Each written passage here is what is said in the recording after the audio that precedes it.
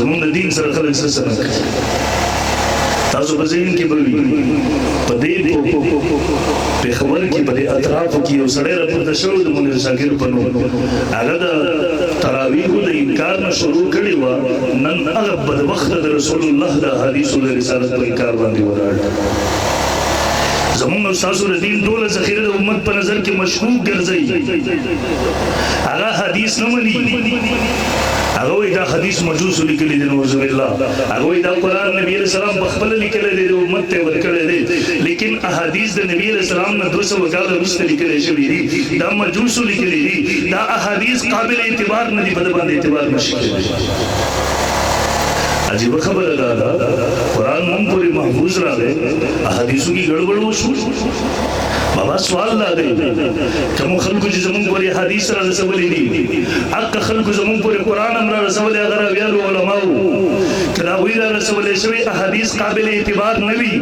بیا به د هغوی را رسولی شوی قرآن څنګه قابل اعتبار شي که هغوی احادیثو کې ګډوډ کړی وي بیا ستا سره څه ګارنټي ده چې په قرآن کې به ګډوډ نه وي کړی بیا که د هغوی را رسولی شوی احادیث قابل اعتبار نه وي بیا د هغوی را رسولی شوی قرآن به څنګه قابل اعتبار شي وی مکنه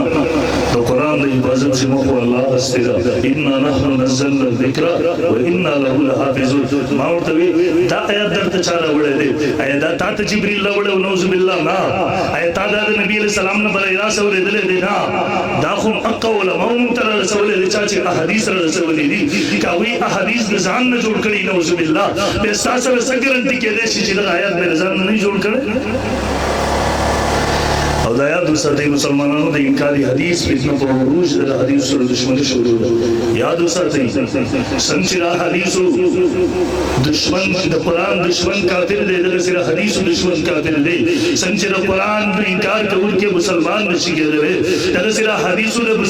منکر مسلمان نشي کېدلی بلکې زه د دې نه بړکر ووایم څوک چې حدیث نه بري دا قرآن نه بري څوک چې حدیث نه بري دا پوره ژوند او زندګي په قرآن باندې عمل نشي کولی څوک چې حدیث نه مني دا په قرآن باندې عمل وایي دا په قرآن باندې عمل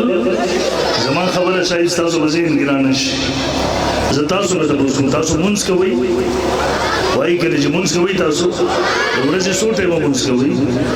5 ټایمه دا قرآن تاسو اوچت کوئ په دې کې د لمونځ حکم سره اقیموا الصلاة لمونځ قایم کوئ لیکن د 5 لمونځونو ذکر دې کې نشته دی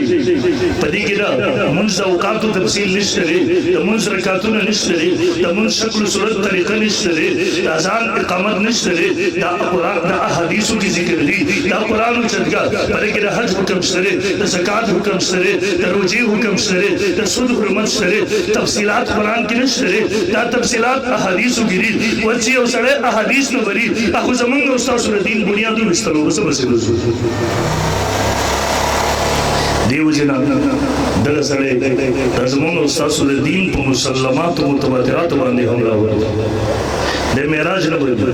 پر صراط نه بری حوض کوثر نه بری شفاعت د نبی علیہ السلام نه بری د قبر ژوند او زندگی نه بری معجزات د انبیاء کرام نه بری اطاعت د نبی علیہ السلام نه بری 40-50 عمر دي صرف انکار نه کوي بلکې د عقل په بنیاد باندې بس ټول دي استعزاز مونږ د سيزونه راجمع کړل څو میاشتې مخکې زموږ ستاسو په دا ملک کې دغسې مدرسې شته چې عالم اسلام په اعتماد کوي الحمدلله مونږ ورته ورولېږل مونږ ورته یو سړی دا قسمه خبرې کوي د دې حکم څه دی بیډوري ټاون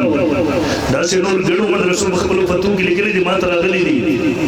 یو څو ورځو کې دا نورې راپوره کېږي بیا دا میډیا ته مونږ ورکوي انشاءالله هغه ټولو لیکلي دي دا سړی د اسلام نه خارج شوی دی مرتد کافر دی د بیانونه اورېدل درسونه اورېدل جایز نه دي انټرویو کول شیر کول اورېدل جایز نه دي هغه سره څه قسمه تعلق ساتل جایز نه دي په مسلمانانو باندې لازم دي چې د دې فتنې نظام وساتي ځان به دې ساتو انشاءالله ځان به دې ساتو که هیرو به دې جوړو همون مسلمانان وایي دا نورو ملایانو مونږ نه دین پټ کړی و حق پرست ملا پکې دغه یو دی بس مونږ ته یا دا ذکره د چا د دې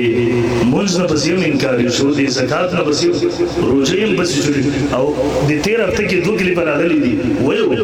وایي د صلات ترجمه په مونځ سره کول د مجوسو ترجمه ده وې زکات بسلو کې 2.5 روپۍ په سلويختو کې 1 روپۍ ورکړل دا قرآن کې نشته د مولایانو خرافات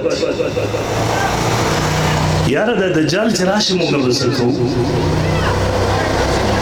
دیو جن تاسو ته وایو خپل ایمان حفاظت وکړئ خپل عقیدې حفاظت وکړئ دا به کوو ان شاء الله بل مانس کو